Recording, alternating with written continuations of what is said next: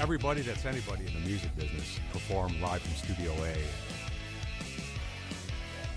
It's Columbus radio at its finest. They like it. That's where the support comes from. I love WCBE, and I can't imagine Columbus without it. She's right here, live in the studio, and we're happy to have her. Welcome to WCBE. Thank you so much for having me. I appreciate it. Sure, and we're going to get to know you a little bit better here. We've been getting to know you by the new album, but we're going to see where it all started, and the latest called The Prize, which you wrote a bit ago and just released recently, but we'll talk about how that came to fruition, and we'll give a couple pairs of tickets away to the show tonight. That's at the Basement, 7 o'clock doors, all ages, and Lovesick Radio will open up tonight. Details at promowestproductions.com. Let's get warmed up with a song, and then we'll come back and chat. Beautiful. What's this first one you're going to do? This first song is a song off of the latest record. It's called Witness.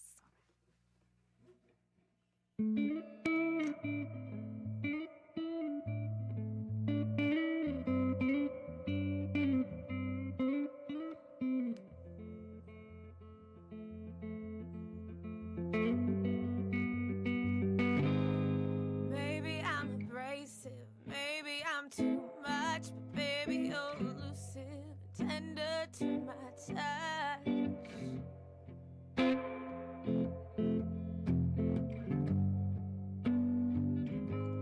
You treat me like a demon, a damsel in distress. The devil's in the details, and baby you're a mess. Oh, oh. I wonder what you'd say to me now that I'm witness to you like oh now. I've been learning the hard way.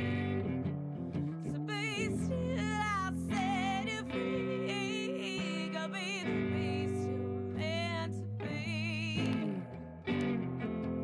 'Cause I'm embracing the heartache.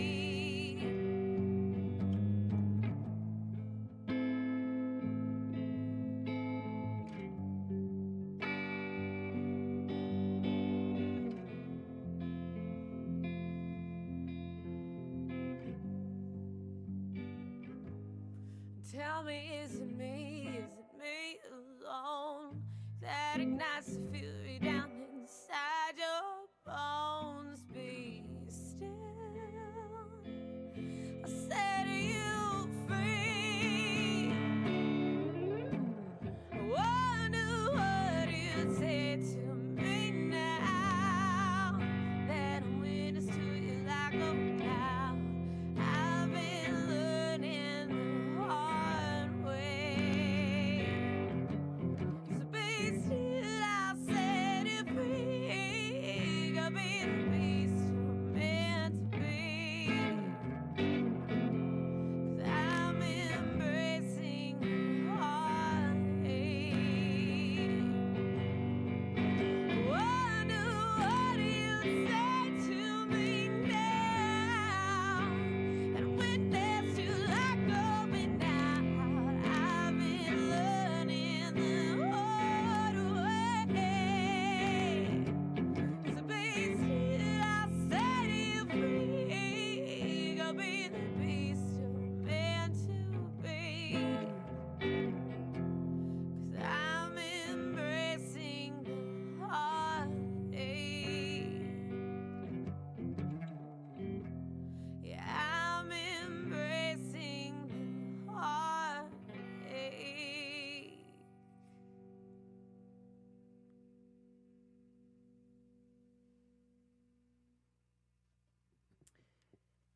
You got some pipes, girl. It is Hannah Wicklund joining us live from Studio A. That was Witness, and it's on the new album that just came out in January called The Prize. And Nashville-based, but grew up in Hilton Head, South Carolina. And so you're 27 now, but these songs were written at 21. and some in your childhood home in Hilton Head, and then some in the Poconos. Tell us about Yeah. the gap between time and why released in 2024. Sure. Yeah, this record was written when I was 21 years old, and it was very much so, I'd say, a full circle experience, especially now that it's been released. The whole experience was very, I'd say, written already, I'm sure. But yeah, I was in a transient period of time and had kind of, been touring since I was like 16 years old. And when I started writing this record, it was kind of in the first gap of time that I had taken off of tour and off of playing out live. And so it was really, also coming off of the cusp of a kind of a tougher, weird experience. And so, I really explored what had brought me to this point in my life. And it really became this record and exploration of what growing up and finding my own femininity kind of looked like. And I think just the gap in time really stemmed from a lot of trials and tribulations with getting this record just released. I went through a few different management scenarios throughout the process, and ultimately found myself back where it all started, and in the driver's seat, so to speak. And I just decided to independently release it and just get it out into the world, and that's where we are. Doing it yourself, like the Yeah. grassroots style. That's so cool. Congratulations. And working with the guys from Greta Van Fleet. So tell us about that and where you first met, or who connected you. We actually met through mutual management. It was we shared a manager, and Sam and I met, and we instantly had a really great chemistry in the studio, and that certainly transformed into greater things. But it was a really beautiful experience because he really sank in as kind of a member of the band, and he became just as devoted to these songs as I had been, and that was a really beautiful experience, and I had never felt that from a producer. And so it was a really lovely time being in the studio. And then Daniel, of course, played drums, which he's just a phenomenal drummer and musician. So the whole project just felt really easy and very creative and just passionate. It was great. That's so cool. And you wrapped it up in Nashville and everything kind of in the studio down there? Yeah, we did the whole record for the most part in Nashville, with the exception of like the piano track off of Witness, and the vocals and talk box was kind of done between a studio in Louisiana and a studio in Charleston, South Carolina. I had kind of started producing the record on my own for a period of time, and then Sam and I got connected. So there were some straggler pieces from the beginnings of the project that made their way. But wow, it's well worth the wait. It's the new one by Hannah Wicklund, The Prize. And tonight's the show at the Basement. We'll do our first ticket giveaway coming up after this next song, and we'll talk about the band she was in at just 8 years old when we come back to chat after the song. And tell us a little bit about this one. This is a song called Songbirds Sing. Hannah Wicklund, live from Studio A.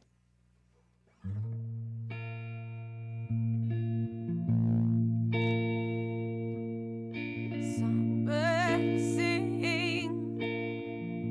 you're nothing too soft, feel like dancing. The bird in your bed has my heart breaking. Truth is tonight, so songbirds sing.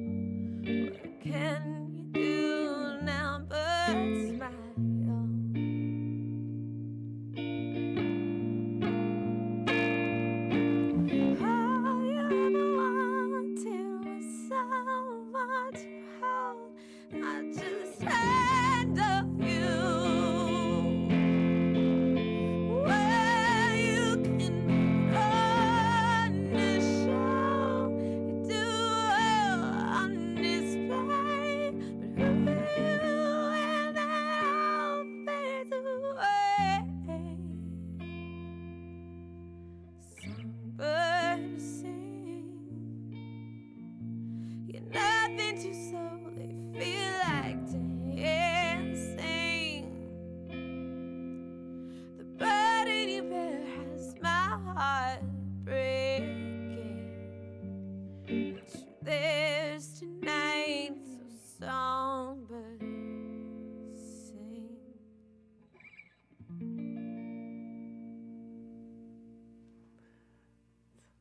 The amazing Hannah Wicklund live from Studio A. So beautiful. Songbird Sing. It's from her new one, The Prize. And tonight's the show at the basement. 7 o'clock doors. Lovesick Radio opens up, and we'll take caller number 3 at 614-821-9223. We'll get your info and send you those tickets through the AXS app. And details at promoslive.com. Well, it's kind of, you were destined to do this. I mean, you really, it seems as though you knew from a very young age and started your first band at 8. Tell us about that. Was it kids in your neighborhood or from school or siblings? I was really lucky on Hilton Head. There was, a few different teachers and my older brother. He's 7 years older, and I grew up, watching his band rehearse, and he was playing music well before I was brought into this world. And so the idea of starting a band was really natural and organic, and my dad had been in a band, so it kind of felt like the family thing to do. And I had started playing piano when I was real young, around like 3-4 years old. And then when I picked up the guitar, I kind of ditched the piano and I thought the guitar was way cooler. And about 6 months into playing, I was like, okay, I want to start a band. And there was a piano player, like whenever we would do like chorus performances. I was in like 2nd grade and he was in 3rd grade. His name was Mick, and he played keys.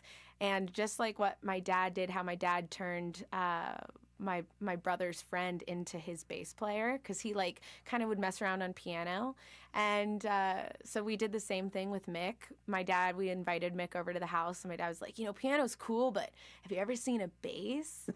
And so we started playing, and then, our first drummer, Mark, he had the same guitar or drum teacher as my brother. And so we just pretty much started jamming, and I absolutely adored being part of something and playing rock and roll. And my dad was extremely encouraging, and he was my like sound guy, light guy, guitar tech, all wrapped into one. And and Hilton Head provided us with so many opportunities to play. So, my dad and I probably did like 1,200 shows together by the time I was 16. So, wow. Yeah, he's like my best friend, that guy. And so playing on the gorgeous beaches there and things like that. Yeah, we would do like all the different, like festivals and lots of different restaurants. I play when I got older, started doing like solo gigs, and when I could drive myself. Right. And then, we did, some bar gigs and stuff, but we also kind of became the coined like act at all of the like tourist spots. So Harbor Town, where the lighthouse is, we played there every Saturday for the summers for like 7 or 8 years. That's so fun. Yeah, it was just it was like a full-time job basically already from the beginning, but I've always loved it. A businesswoman too, right? I really enjoyed that part of it. Yeah, I've always enjoyed kind of designing the merch and ordering the CDs, and I've pretty much worn every hat when it comes to my career, and I think it's all very interesting, and I really enjoy knowing how the how the sausage is made. And Trevor Hall's from there. Are you familiar with Trevor Hall? Yeah, I am. Been in here. Yeah. He's a friend of my older sister's, and cool. I actually know his father, nice. Jeff, quite well. Yeah. Yeah. Great. Small world, isn't it? Yeah. But then graduating at 16, and you were off, right? Yeah, I was very eager to leave Hilton Head. It's very beautiful, but I had a very specific experience on that island, and having the band, and I skipped a few grades, so I think I was just kind of an easy target for a lot of stuff. So it was kind of a culmination of knowing exactly what I wanted to do in life. I graduated early, but I, didn't even take the SATs in high school because I knew I was not going to go to college and knew what my path was. So it was a combination of being very sure of myself, but also really feeling like an outsider, my entire life growing up. And so I was very eager to kind of, stretch my wings and see who I was unencumbered by my, my Coming peers. into your own. Yeah. Well done. It is Hannah Wicklund live from Studio A, and played all sorts of festivals as well. A favorite out there, there's Shaky Knees, there's Bourbon and Beyond. I mean, so many great bands play at these huge festivals. Yeah, it was Do you pretty prefer great. the festivals? Oh, I mean, festivals are the best. Yeah. Festivals are so fun. I thoroughly enjoy them.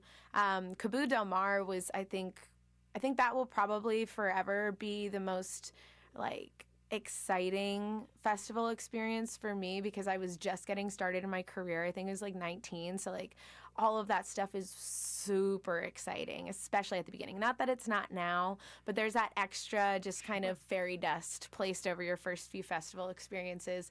And we played the same day. It was only a 3-stage festival out in California, and Tom Petty was the headliner. Aw. And this was 2 weeks before he passed. Oh my gosh. And yeah. Tom was my dad's favorite. And so we went to see him a few times as a family, and I just have a lot. I grew up with Tom Petty, Right. So that was a really profound festival experience. And I even named my dog a cute little Aussie doodle named Cabo. I named him after that festival. Oh, So that's great. I'd say that Cabo Del Mar was probably the standout, and it was my closest connection to Tom. And So yeah. cool. That's a great Yeah. story. Thank you. And gosh, oil paintings really for each song? Yeah, I really like a challenge, and part of the release of this record was I kind of mentioned it was strife with roadblocks, I'll just say. And one of those roadblocks came in the form of this record was going to be released at a certain time and wasn't. And, I'd done touring with the assumption that the record would be out. And so until I knew what the path for release was, I kind of was unable to tour for about a year.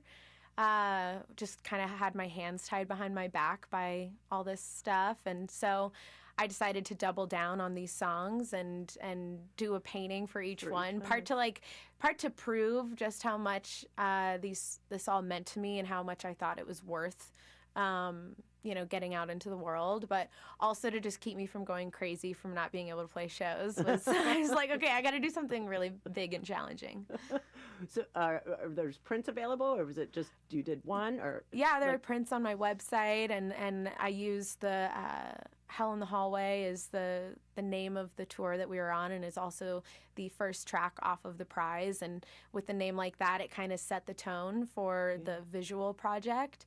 And that painting, it's like a checkerboard hallway with some red velvet curtains and a painting inside of the painting on a wall with my depiction of hell in abstract form, and there's just a snake hanging from a chandelier. There's all this different stuff, and that is the backdrop of the stage every night, as long as the club can accommodate. Some clubs can't hang the backdrop, and that's always sad, but yeah, so hopefully tonight everyone will be able to see that painting really blown up to life cool. size. Yeah. Well, congratulations on everything. Multi-talented. you. It's Hannah Wicklund here this afternoon. She's got one more for us, and we'll have our final giveaway after it. And you want to tell us a little bit about this last one? Sure. This song is actually off of my last record. It's a song called Shadow Boxes and Porcelain Faces. And I wrote this really as my dissection of social media, and maybe not dissection, but I've always been very nervous about the implications of social media and the effects that they have on all of us. I think Instagram came out when I was in middle school, so as you're already starting to notice yourself and notice everyone else, and there's already that layer, then having that whole social media highlight reel aspect of things thrown into the mix was, I think, pretty jarring for a lot of us young gals in particular. And there wasn't quite that body positivity, and it was a different thing when it was first getting started. And so Yeah, I think this song was just an ode to all that stuff. So Well, thank you again. A pleasure to meet you. thank you. Lovely to be here. Thank you. And we'll do our final giveaway coming up.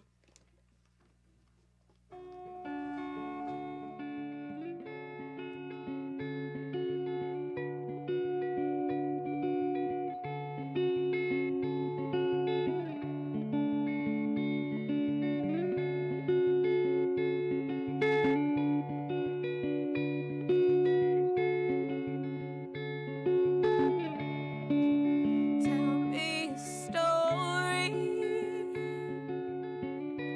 one that I haven't heard. 'Cause if I'm gonna know you, you need to know yourself first. Don't rehearse what you're gonna say, 'cause we're all messed up a little. Anyways, and it's in between where we'll figure out what your story says and what you're all about. These shadow boxes and porcelain faces don't tell me what I want to know. These highlight reels, they're not real life, they're just for show.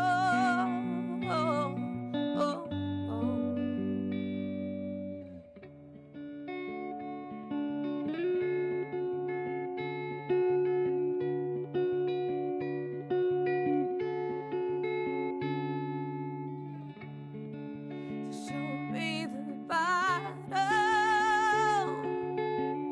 so I know where it ends. 'Cause baby, it's natural, hanging skeletons. But I hate the way that we communicate. It's this day and age, it all dissipates. These shadow boxes and porcelain faces don't tell me what I want to know. These highlight reels, they're not real life, they're just for show.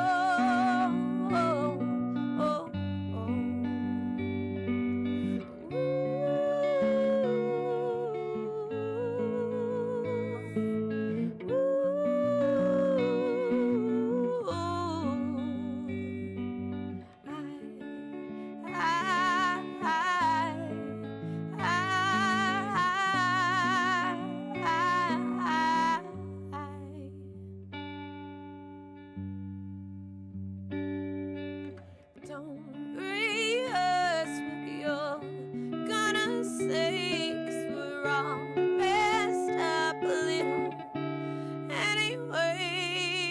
Anyways, these shadow boxes and porcelain faces don't tell me what I want to know.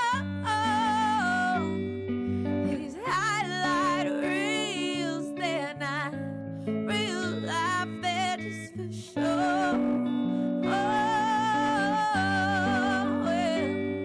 These shadow boxes and porcelain faces don't tell me what I want to know.